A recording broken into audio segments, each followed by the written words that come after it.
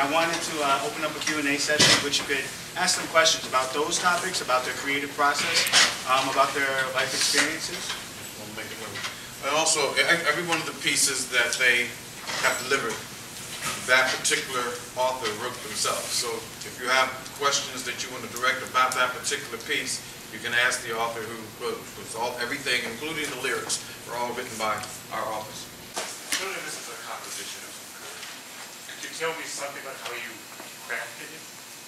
Anyone, all of you? I can take that question.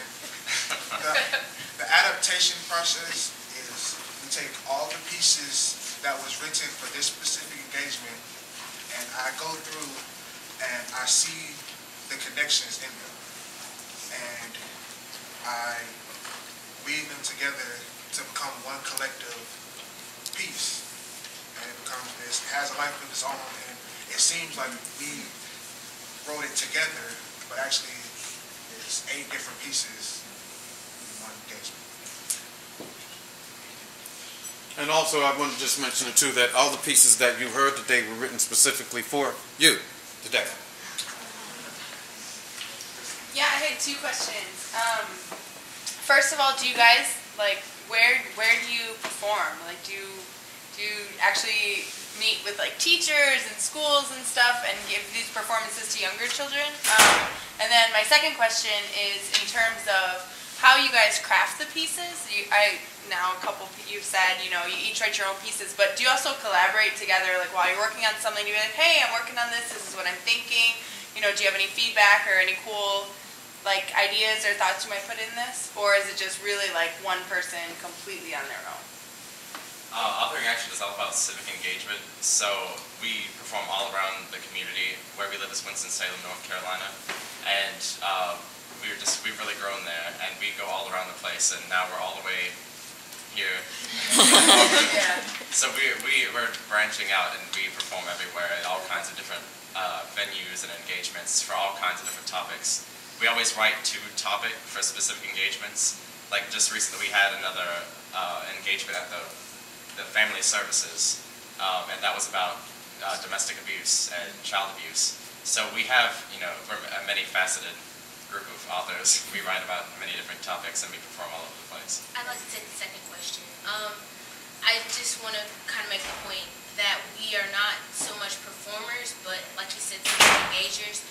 So in a way, we might run a line by each other, but mostly, I would say for the most part, you construct what you write and then you might add or take away, but it's not to necessarily please the audience. You want the audience to learn something. So when you're working on it, you're not working on it thinking in the mindset of, okay, let me run this by you. I want to know if they would like this. You're trying to teach them something. So I don't think we really do that very often. We might, but most of the time we write, and then we have our wonderful adaptation artist put his little touch on there.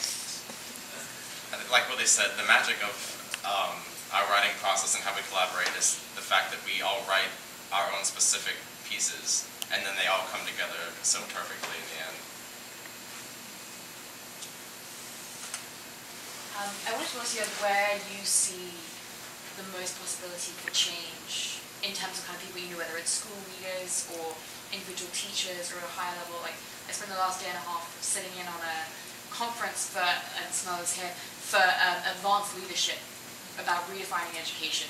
This is a lot of ex-business leaders who are looking now to help and get involved. And I wish that you could have been up there as speakers because you were so much more eloquent than the speakers they had in terms of summarizing what the problems are.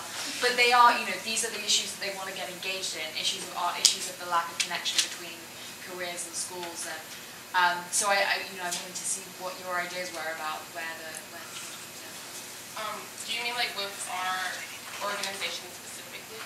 Or even just you as individuals, but also, yeah, as a group.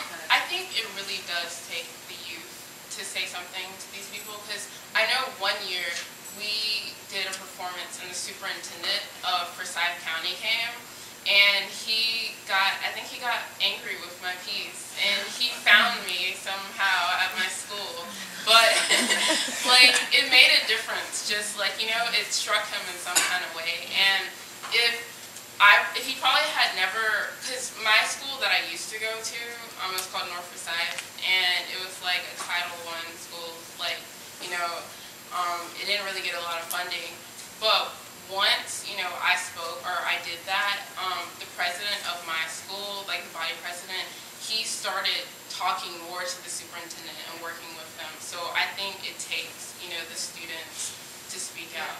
You should just send this video like everywhere.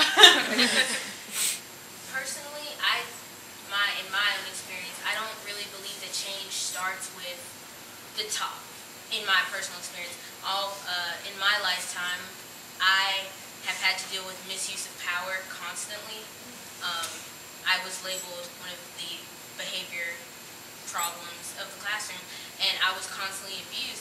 But I know that I had to change the way I thought about my education before I could actually get something from the education. So, in my opinion, to change leadership, you first have to change the people that they're leading.